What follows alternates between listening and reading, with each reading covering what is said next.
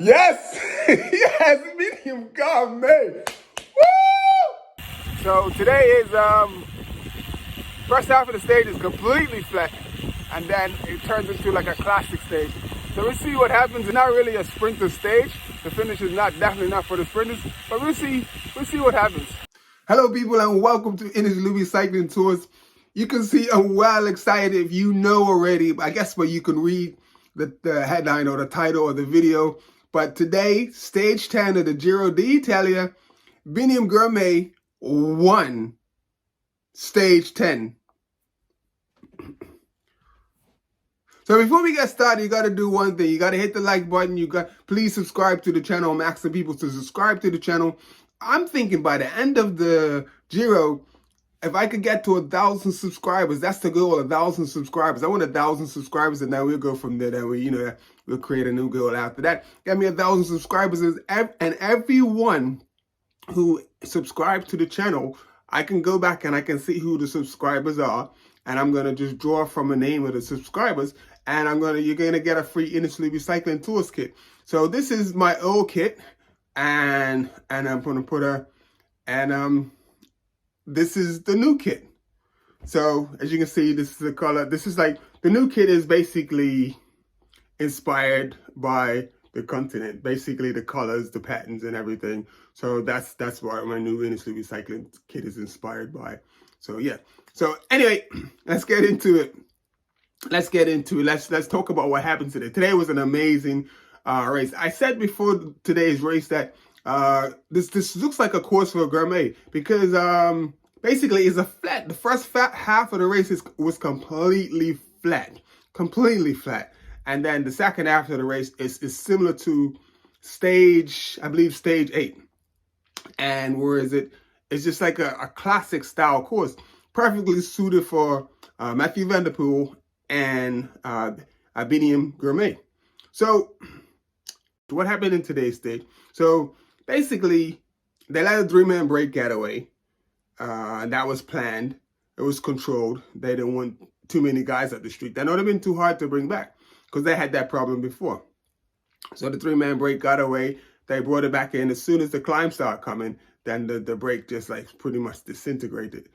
And once they caught on, Intermarché and Alpecin Phoenix. So those are the two teams of Mathieu van der Poel and Biniam. And their teams just went to the front and just set the pace, basically, and made it hard, like basically just trying to get rid of the sprinters. And it did. First sprinter to go was Caleb Ewan. Then there was Mark Cavendish. Then there was Fernando Guevara. And then and the last one they got rid of was Arnaud Dumas. And they got rid of him on the last climb. They went really hard on the last climb. Got steep to the end, and he couldn't hang on. But he did a good job trying to hang on. So, and that was the plan, to get rid of the sprinters. So basically, it comes down to a head-to-head with Mathieu van der Poel and Biniam Girmay. So as probably at about 9 kilometers out, Biniam took a wrong turn. Like when we got to the bottom, I don't know if he was going too fast and he couldn't make the turn, but it almost looked like he thought everyone else was going the wrong way. And then he turned around, and just as he sort of like was turning around and he was still with the group, he didn't get left behind or anything. But Mathieu van der Poel had just went over the group. Simon Yates attacked, and Mathieu van der Poel bridged to him.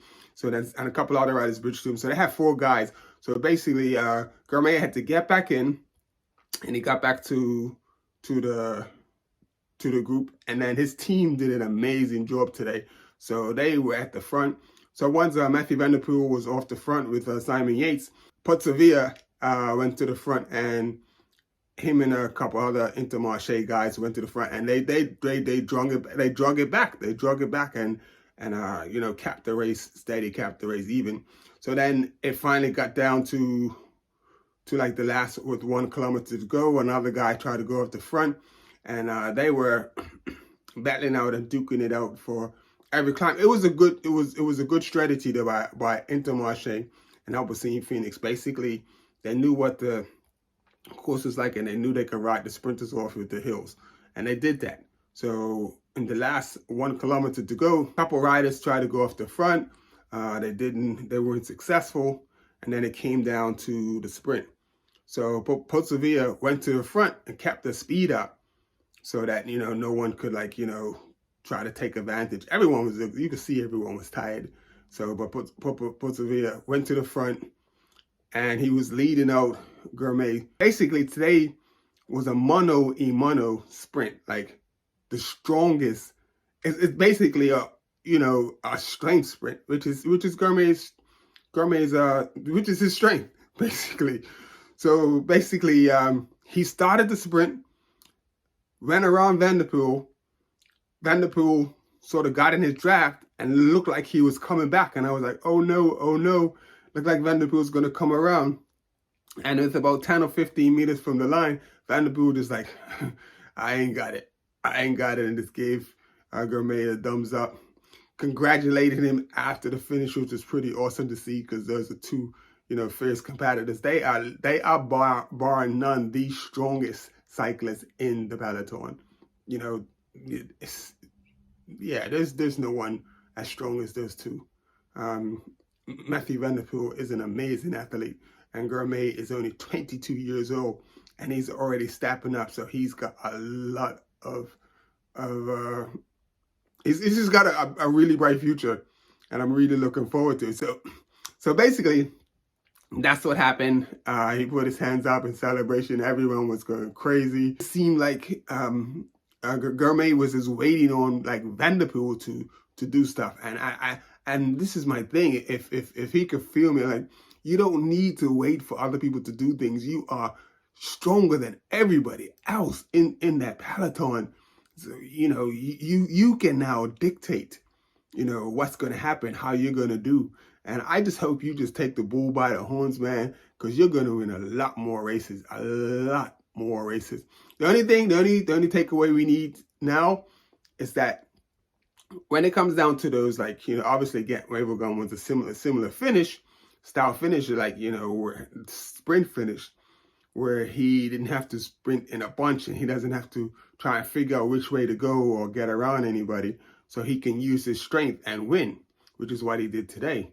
So the next step is the next in his catalog is to learn how to pick the right wheel, and not just the right wheel, but negotiate where I'm gonna go, when I'm gonna go, how I'm gonna go, and just be a bit more confident. Because if you can look and see at the way he finishes in the other races, the way he's finished the other races, that it's definitely some uncertainty there, and he's still learning. He's only 22. And I just see some amazing things coming from him. And I'm just like, I told you, it was 8th of May. I said, Biniam Girmay will win a stage. Now, the next thing he needs to do is get that points jersey. He is 3 points off of the points jersey. He would have, if he had in the intermediate sprint, not letting Dumas take the 3 points, and he got the 2. If he would have got 3 points and Dumas got the 2, then he would have been in the Chiclamina. So the next thing is, tomorrow's another flat day, another sprint stage. We have to see how he fares because it's a different type of finish. So all the main sprinters will be there. It's going to be a hustle and bustle, and it just looks to me like he's not comfortable with that yet. So just as soon as he learns to get on top of that, similar to Sagan, learns to get that confidence amongst the bunch, realizing that he is just as strong as the other sprinters and he could do that thing too. He's going to win a lot more finishes, but we'll take him as we get him. We got to win. We are super excited and super happy. Biniam Girmay, congratulations. Congratulations to the Intermarché team because they worked hard today. Those boys definitely deserve a sip of that champagne. And yeah, so big up. We did it.